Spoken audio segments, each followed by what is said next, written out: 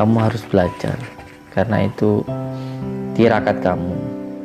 Jangan sampai kamu berpikir bahwa lah itu apa, tidak bisa ngaji tapi punya tempat seluas ini, punya pondok, jadi saya juga nggak perlu belajar. Buktinya apa ya, nggak bisa ngaji punya tempat seperti ini. Tidak seperti itu, karena beda kondisinya. Kalau saya itu pengen belajar tetapi nggak bisa karena merawat orang tua. Nah, insya Allah barokahnya dari orang tua sehingga bisa seperti ini. Beda dengan panjenengan yang ada di sini. Ada kesempatan, bahkan ada waktu dan juga tidak perlu biaya. Sedangkan saya dulu nggak ada waktu dan juga nggak ada biaya. Saya katakan kepada anak-anak saya, kamu berdosa kalau kamu ada waktu dan ada biaya tapi tidak kamu gunakan untuk mengaji. Ketika beliau sudah meninggal dunia, saya tetap menginginkan cita-cita ayah saya itu. Akhirnya saya meminta izin kepada ibu saya waktu itu untuk merantau deh. Sampai akhirnya saya bekerja. Nah, itulah waktu bertemu sama Umi itu. Saya bekerja di PT di Jakarta sana, dan setelah ada sedikit biaya, saya mengumpulkan itu sekitar 2 tahun. Akhirnya saya ke tempat Suyuti Al-Ghazali, Cepu, Jawa Tengah. Di sanalah saya mendapatkan gemblengan dan juga ijazah sholawat An-Nuridat. Dari sana amalan itu terus saya amalkan deh sampai sekarang. Ketika saya mengamalkan amalan itu, jujur deh, ya pernah ada rasa kecewa karena setelah saya amalkan 5 tahun itu saya belum merasakan apa-apa. Tapi alhamdulillah Allah masih memberikan kemampuan untuk saya untuk tidak sampai saya itu menghina guru saya. Alhamdulillah Allah masih memberikan kemampuan untuk tetap istiqomah sampai akhirnya terus saya amalkan. Terus saya amalkan sampai saya menikah dengan Umi Eha.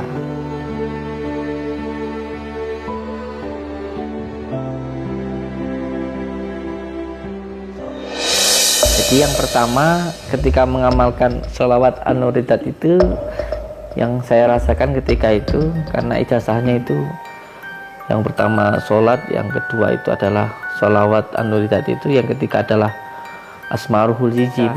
Pernah Umi itu ketakutan deh waktu mau wudhu. Nah, saya itu nyoba untuk jelat hadiran itu deh. Umi teriak-teriak loncat-loncat deh.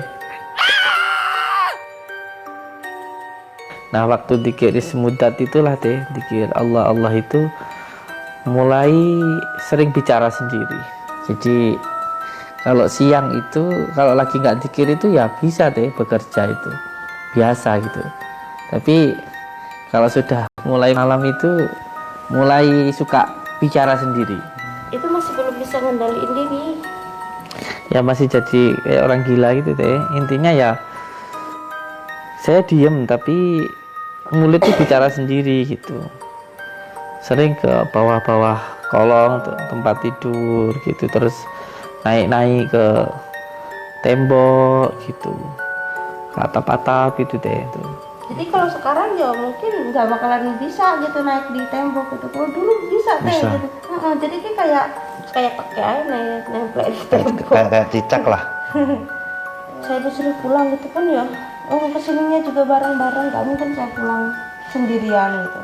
Karena saya merasa semakin lama guncangannya itu semakin dahsyat ya. Jadi terkadang itu telinga seperti tuli gitu, nggak dengar apa-apa gitu, suara apapun nggak dengar, terus kita itu seperti kecil gitu ya, mendengar ada suara tapi kecil gitu. Tetapi menurut beliau itu saya itu terus berbicara begitu, terus berbicara seperti yang tadi beliau sampaikan itu ya, naik-naik ke tembok gitu ya. Sebenarnya ya nggak tahu gitu dengan apa itu, kadang-kadang sadar kadang-kadang enggak gitu, kadang ngeblank kadang enggak begitu. Terus ya tiap malam itu lama yang ya, sekitar 2 tahunan lah gitu. Jadi sampai saya bilang ya, ketika saya sadar gitu, kalau lagi nggak pikiran itu ya saya bilang, kalau nanti saya udah benar-benar gila, udah nggak terkontrol, ya monggo sampai antarkan ke kiai saya, atau sampai hubungi kiai saya, sampai tinggal pulang saja.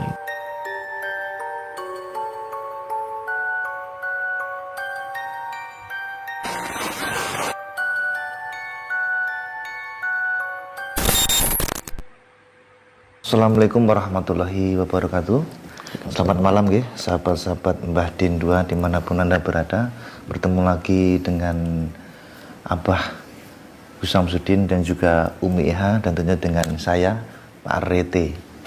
Hari ini kita mau menanyakan tentang seorang Mbah Din yang saya kenal dulunya seorang, mohon maaf tukang rosok ataupun seorang pemulung. Bagaimana bisa mendirikan sebuah majelis dzikir?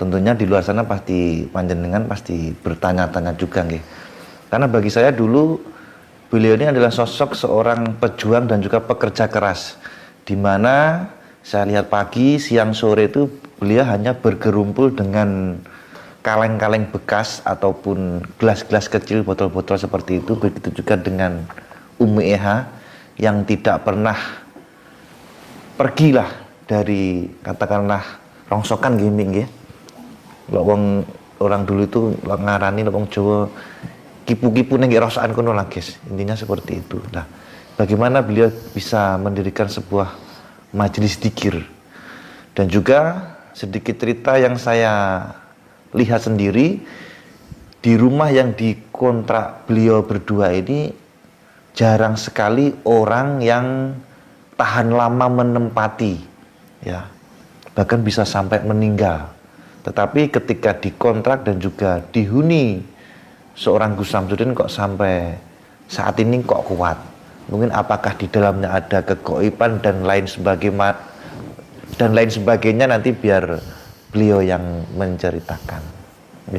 Izin izin saya mewakili para lover, bagaimana sih kisah panjenengan dulu, katakanlah seorang tukang rosok ataupun pemulung, dan katakanlah kalau kita seorang rosokan atau pemulung pasti tentunya kita nggak suci kan, kotor kan Bang, kok sampai panjenengan bisa mendirikan sebuah majelis dzikir? Monggo. Assalamualaikum warahmatullahi wabarakatuh. Waalaikumsalam warahmatullahi wabarakatuh. Saderenge matur suwun kepada Pak Rete karena sudah mau untuk silaturahmi dan bertanya. Tentunya ini mewakili dari semua subscriber lover saya. Semoga silaturahmi kita ini bisa membawa manfaat di dunia wal akhirah. Amin.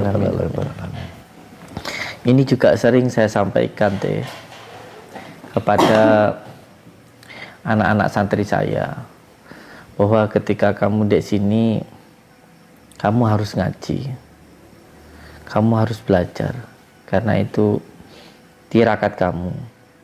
Jangan sampai kamu berpikir bahwa lah itu apa, tidak bisa ngaji tapi punya tempat seluas ini, punya pondok, jadi saya juga nggak perlu belajar. Buktinya apa ya, nggak bisa ngaji punya tempat seperti ini. Tidak seperti itu, karena beda kondisinya. Kalau saya itu pengen belajar tetapi nggak bisa karena merawat orang tua, sehingga saya tidak bisa ngaji karena saya merawat orang tua saya. Nah, insya Allah barokahnya dari orang tua sehingga bisa seperti ini. Beda dengan panjenengan yang ada di sini. Ada kesempatan, bahkan ada waktu dan juga tidak perlu biaya. Sedangkan saya dulu nggak ada waktu dan juga nggak ada biaya. Saya katakan kepada anak-anak saya, kamu berdosa kalau kamu ada waktu dan ada